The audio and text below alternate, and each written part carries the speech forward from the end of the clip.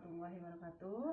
Bertemu lagi dengan Ibu. Nah, kali ini Ibu akan membahas tentang materi di matematika wajib, yaitu tentang turunan fungsi aljabar. Nah, untuk materi turunan fungsi aljabar ini dan materi prasyaratnya adalah materi sebelumnya, yaitu tentang limit. Nah, di sini ada kaitan yang erat antara materi limit dengan materi turunan fungsi yang akan kita bahas sekarang. Nah, dalam mempelajari turunan fungsi aljabar itu ada beberapa sub pokok bahasa yang akan kita bahas. Itu yang pertama tentang definisi turunan, kemudian yang kedua itu tentang fungsi naik, fungsi turun, kemudian tentang nilai stasioner, kemudian tentang aplikasi turunan fungsi.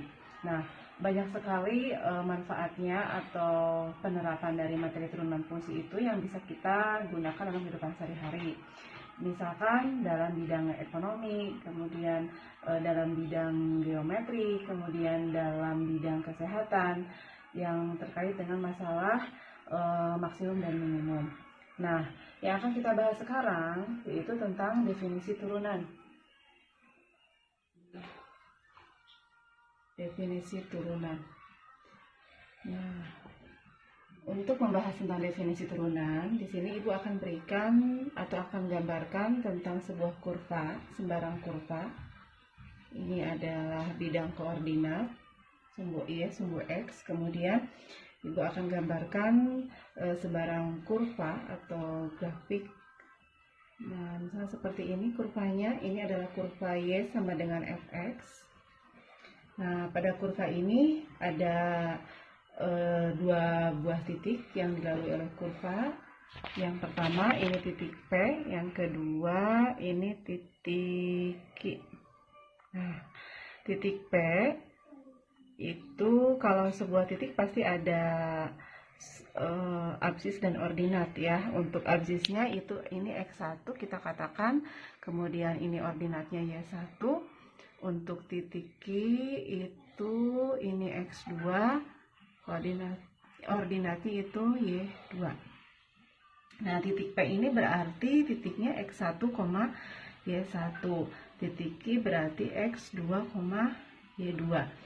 Atau kita juga bisa notasikan untuk titik X1, Y1 dan titik X2, Y2 ini untuk Y1 karena ini adalah kurva dari Y sama dengan Fx. Jadi ketika absisnya X1 kan berarti ini Y1, Y1 itu berarti sama dengan Fx1. Nah, ini sama saja, ini Fx1, yang ini berarti kalau Y2 berarti Fx2, ini Fx2 gitu ya. Nah, sekarang kalau kedua buah titik ini kita hubungkan, nah ini titik ini kita hubungkan, nah ini merupakan garis sekan. Ini merupakan garis sekan. Nah, ingat ini sebuah garis. Pada sebuah garis itu pasti punya kemiringan garis atau yang dinamakan dengan gradien. Makanya di sini dinamakan juga ini garis sekan di sini. Nah, setiap garis itu punya kemiringan atau punya gradien yang biasanya dinamakan dengan M. Kalau ini namanya garis sekan, berarti nanti garis sekan ini punya gradien. Kita katakan atau kita namakan M sekan di sini. Nah, masih ingat tidak bagaimana mencari gradien dari sebuah garis? Nah, garisnya itu kan dilalui oleh dua buah titik, yaitu titik P dan titik Q. Di mana titik P-nya X1, Y1, titik Q-nya adalah X2, Y2. Nah, untuk menentukan menentukan gradien dari garis yang dilalui oleh kedua buah titik, itu kan caranya tinggal kita tentukan perubahan Y dengan perubahan X. Nah, perubahan Y dan perubahan X dari kedua buah titik itu. Nah, untuk perubahan Y-nya di sini, nah kalau titiknya yang ini X2, Y2, titik P, X1, Y1 berarti perubahan Y, delta Y dibagi delta X. Delta Y-nya berarti Y2, perubahan Y-nya ya, dari P ke Q kan berarti Y2 dikurangi Y1. Untuk delta X-nya itu berarti X2 dikurangi X1. Ini gradien. Maka MPGS, gradien persamaan garis singgung ini. Tadi konsep untuk gradien itu kan perubahan Y dibagi perubahan X. Nah, tadi karena persamaan garis singgung atau garis singgung ini terbentuk ketika titik Q-nya itu bergerak terus menuju P, di mana perubahan untuk absisnya H-nya itu mendekati 0. Ada kata mendekati. Ingat, pada materi sebelumnya kalau mendekati itu dikaitkan dengan konsep limit. Nah, berarti nanti untuk gradien garis singgungnya itu adalah limit perubahan Y dibagi perubahan X, ya. Nah, berarti di sini perubahan selisihnya itu tadi mendekati 0 H-nya. Sehingga limit ini H mendekati 0, perubahan Y-nya berarti kan dari titik Q ke P, ya. Berarti untuk Y2 dikurangi Y1, delta X-nya X2 dikurangi X1. Nah, berarti ini limit H mendekati 0, Y2-nya itu adalah Fx2 dikurangi Y1-nya Fx1 per X2 dikurangi X1 itu apa tadi? Yaitu H. Nah, per H di sini. Nah, sekarang kalau si Fx2 atau si X2 ini kita ubah dalam bentuk yang mengandung X1, nah, ini kan perubahannya sebesar H, ya. Berarti kalau ini X1, ini H, nah ke sini ini X2. Berarti kan X2 itu sama saja X1 ditambah H. Itu, ya. Sehingga kita ganti limit Fx1 tambah H dikurangi Fx1 per H. H-nya itu mendekati 0. Nah, ini adalah gradien persamaan garis singgung itu. Nah, gradien persamaan garis singgung ini sebagai definisi turunan fungsi.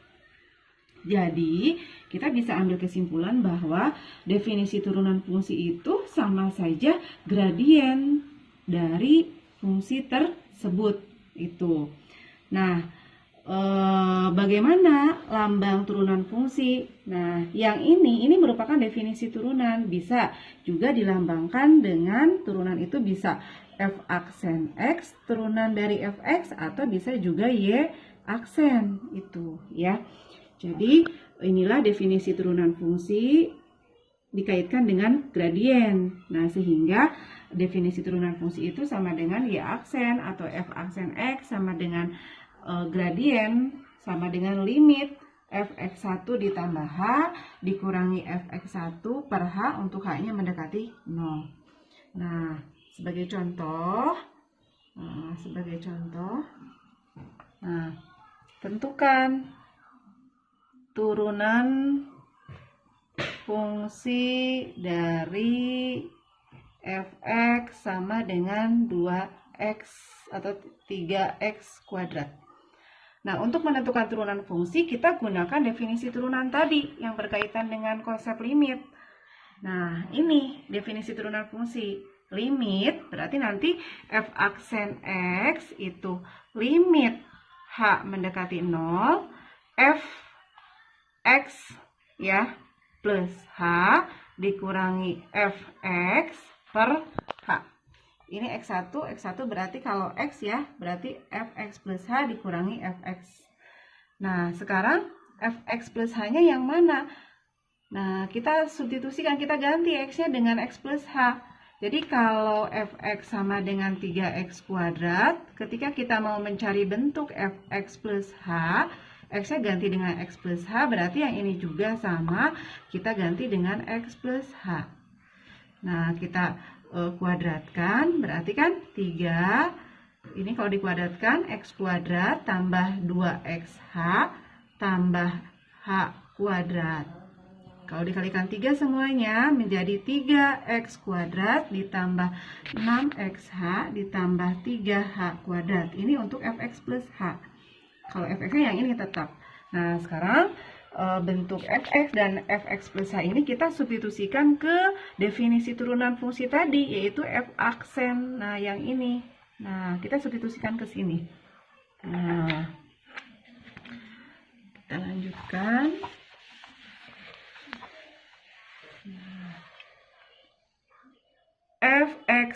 F aksen X, tadi limit, yang ikut tuliskan kembali, limit Fx tambah H dikurangi Fx per H untuk H-nya mendekati 0.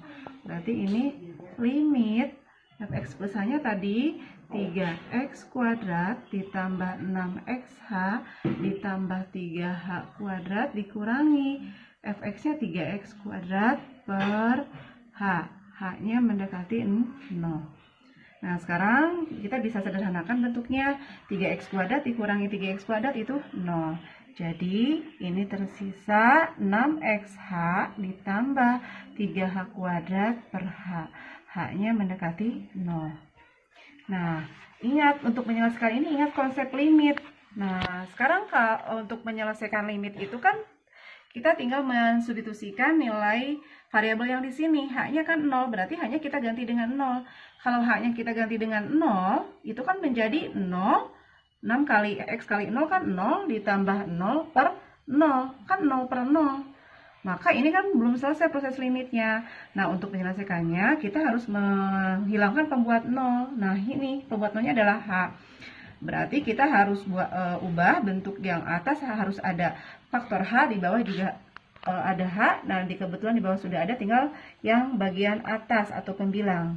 Nah, ada H, H-nya bisa kita faktorkan, berarti 6x ditambah 3H ya, per H.